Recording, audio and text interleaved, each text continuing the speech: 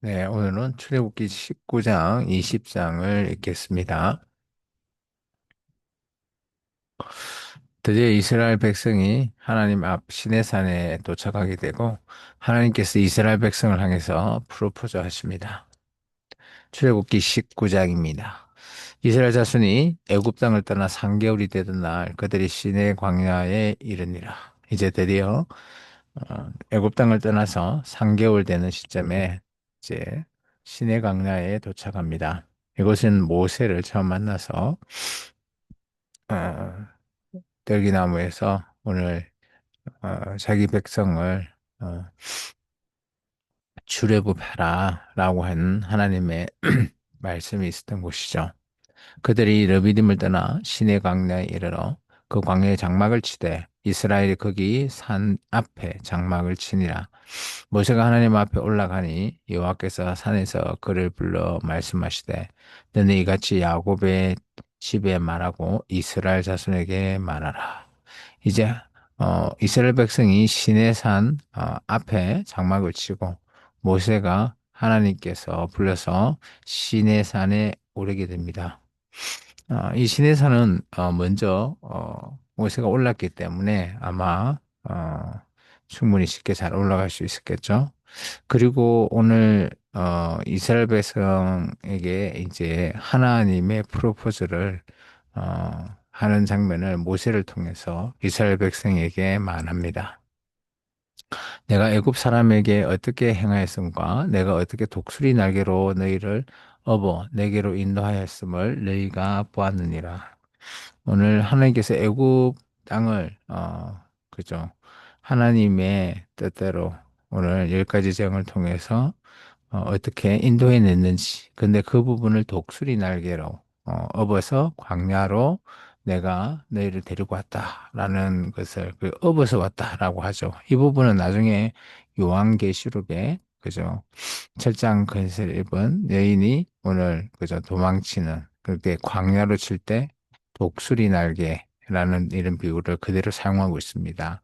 그러면 이 신약은 구약에서 그대로 인용되어 있는 것을 많이 되어 있습니다. 그래서 구약에 있는 내용을 잘 알아야지 신약의 부분도 우리가 쉽게 이해할 수 있습니다.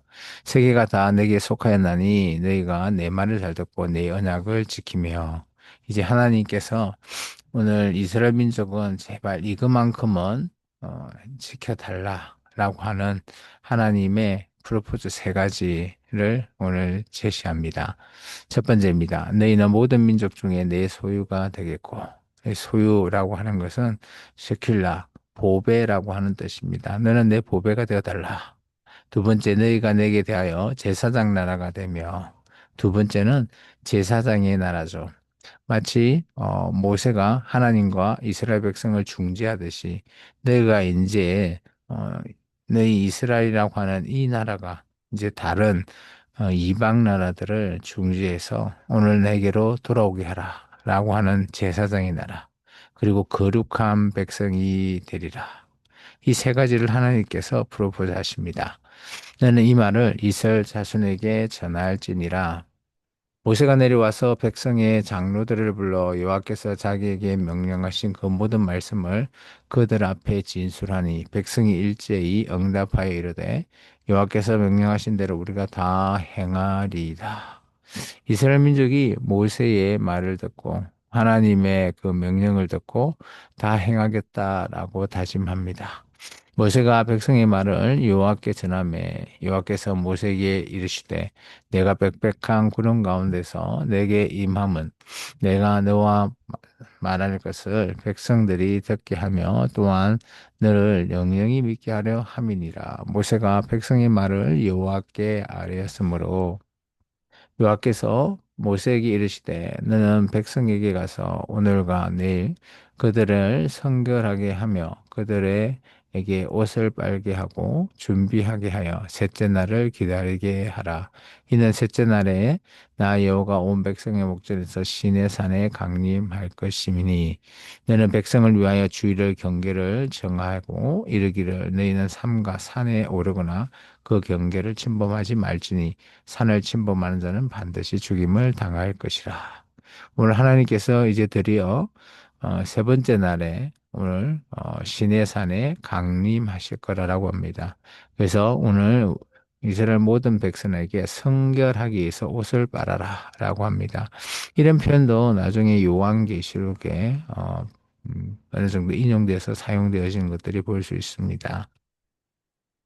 그런 자에게는 손을 대지 말고 돌로 쳐 죽이거나 화살로 쏘아 죽여야 하리니 짐승이나 사람을 막론하고 살아남지 못하리라 하고 나팔을 길게 불거든 산 앞에 이를 것이니라 하라.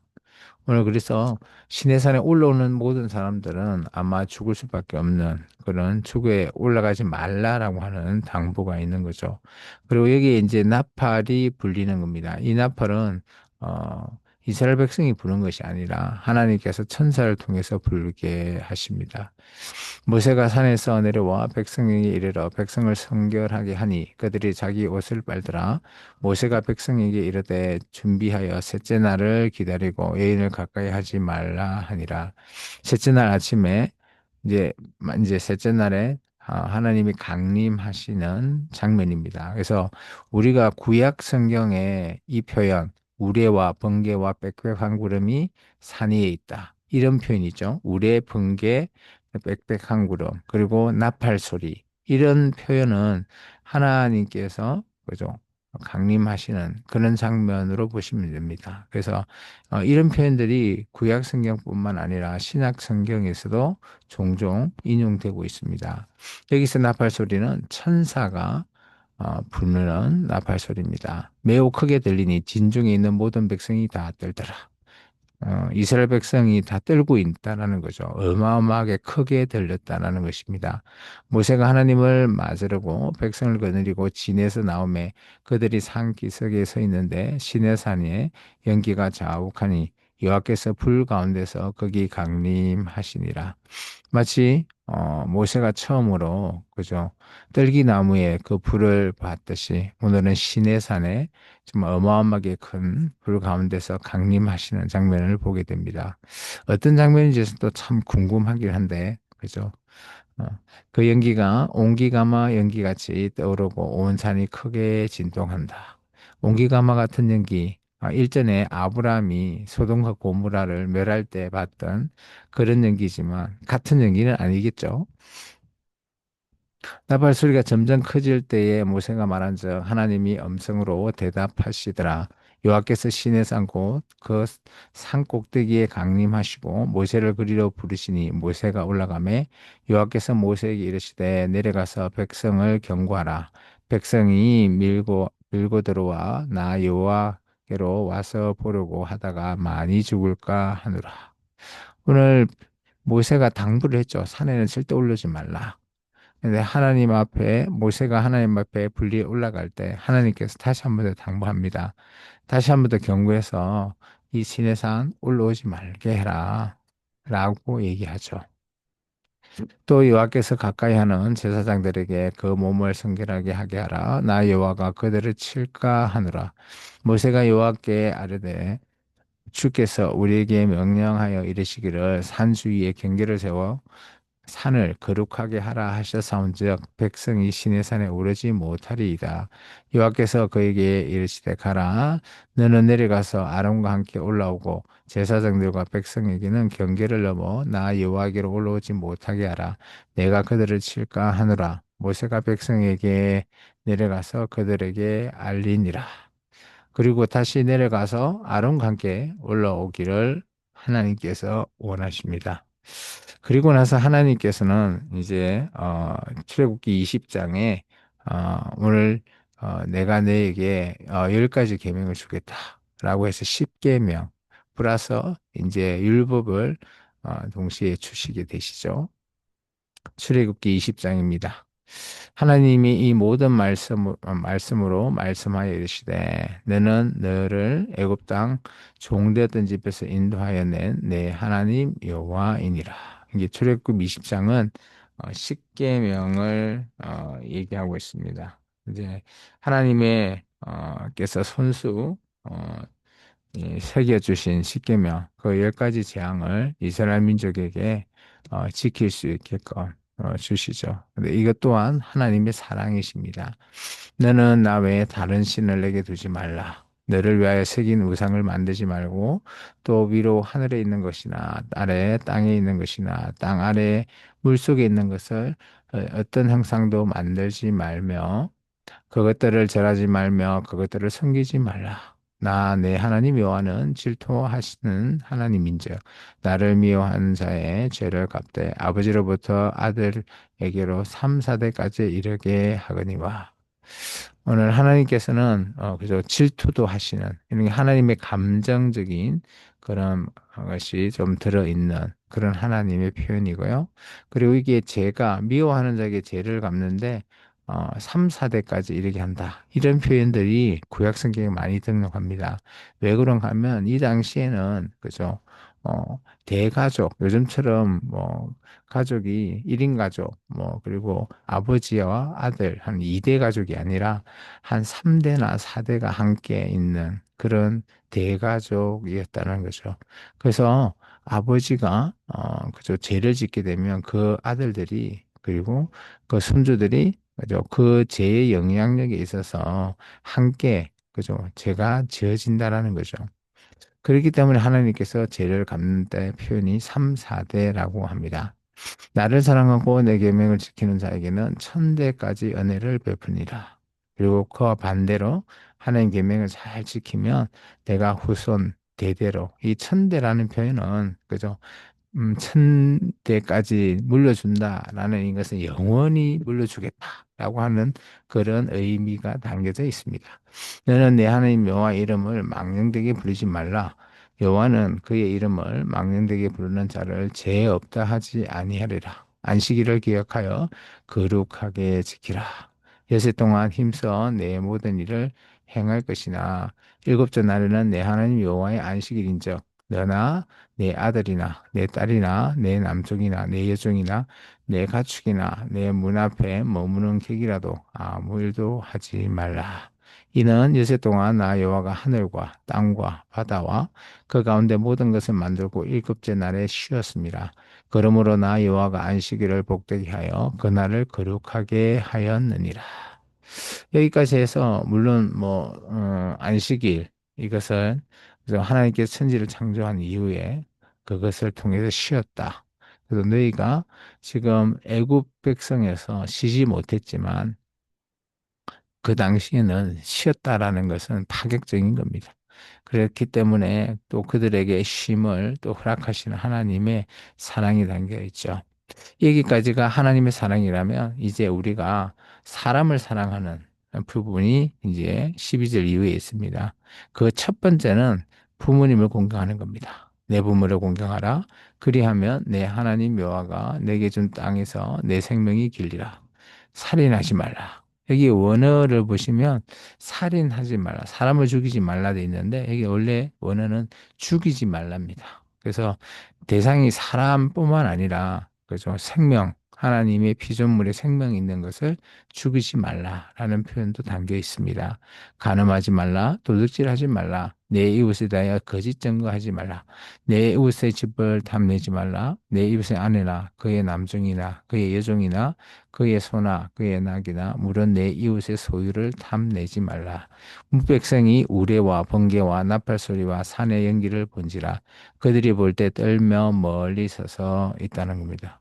이 하나님께서 모세를 통해서 이렇게 10가지 계명을 주실 때 아래에 있는 백성들은 어마어마하게 뜰 수밖에 없는 그죠? 우레, 번개, 나팔 소리, 연기 이런 표현이 구약 성경의 하나님의 이미지의 형상으로 보시면 좋을 것 같습니다. 모세에게 이르되 당신이 우리에게 말씀하셔서 우리가 들으리이다. 하나님이 우리에게 말씀하시지 말게 하소서 우리가 죽을까 하나이다. 이스라엘 백성도 하나님이 바로 말하면 우리가 죽지 않을까 그렇게 두렵다라는 거죠. 모세가 백성에게 이르되 두려워하지 말라. 하나님이 임하시면 너희를 시험하고 너희로 경외하여 범죄하지 않게 하려 하심이니라. 백성은 멀리 서 있고 모세는 하나님이 계신 흑암의로 가까이 가니라. 여호와께서 모세에게 이르시되 너는 이스라엘 자손에게 이같이 이르라. 내가 하늘로부터 너희에게 말하는 것을 너희 스스로 보았으니 너희는 나를 비교서 은으로나 금으로나 너희를 위하여 신상을 만들지 말고 내게 도단을 쌓고 그 위에 내 양과 소로 내 번제와 화목제를 드리라. 오늘 하나님께서는 그죠 철저하게 우상을 만들지 말라고 합니다. 근데 놀랍게 오늘 이런 행위 이후에 조금 지나서 하나님께 주시는 십계명을 받기 위해서 40일 동안 그죠 모세가 올라가 있는 사이에 이스라엘 백성이 아무리 기다려도 안 내려오다 보니까 아론을 통해서 금신상을 만드는 참 습관을 버릴 수 없다라는 것 그런 것들을 하나님이 지금 경고하고 있지만 그것을 그대로 하고 있는 참 이스라엘 민족 하나님 입장에서는 답답하실 겁니다. 대신 하나님께서는 그저 나를 위해서 그리고 번제와 화목제를 드려달라라고 있습니다. 이것이 이제 우리가 하나님을 기념하는 것이고 하나님을 사랑하는 그 방법 중에 한 가지인 거죠. 내가 내 이름을 기념하게 하는 모든 곳에서 내게 임하는 복을 임하여 복을 주리라. 내가 내게 돌로 제단을 쌓거나 다듬은 돌로 쌓지 말라. 내가 증오로 그것을 쪼면 부정하게 함이니라. 너는 청계로 내 제단을 오르지 말라. 내 하체가 그 위에 드러날까 함이니라. 여기까지 해서 20장 하나님께서 이제 계속해서 사랑하시기 때문에 십계명을 주셨습니다. 오늘 하나님께서 시내산에서 이스라엘 백성을 모으시고 그죠? 하나님의 프로포저로 하나님의 뜻을 전했습니다. 세 가지. 출애굽기 19장 5절에서 6절의 말씀. 소유가 되고 제사장이 나라가 되고 거룩과 백성이 되달라. 이스라엘 민족이 아멘 아멘 했습니다. 그리고 이제 24장에 가서 결국 이제 언약식을 맺게 되죠. 그로 말미암아 하나님과 이스라엘 백성이 결혼을 하게 되는 장면, 그 장면을 우리가 계속해서 보게 될 것입니다. 오늘 하나님께서 하나님 백성을 사랑하시고 그래서 출애굽을 위해서 모세를 택하시고 또 여기까지 와서 하나님의 산에까지 이르렀습니다. 우리도 하나님 앞에 어, 그죠. 우리도 예수님을 알지 못했을 때 누군가를 통해서 예수님을 전해 듣고 또 그 마음으로 교회라고 하는 것을 나오게 되고 교회에서 또 세례를 통해서 하나님 앞에 아멘 하나님의 뜻을 따르겠노라 결단했던 우리가 모습이 보이게 됩니다. 이처럼 하나님과 함께 언약을 맺는 하나님과의 약속을 맺는 백성으로 또 살아가는 오늘도 귀한 하루 되시기를 주의 이름으로 축원합니다. 기도하겠습니다.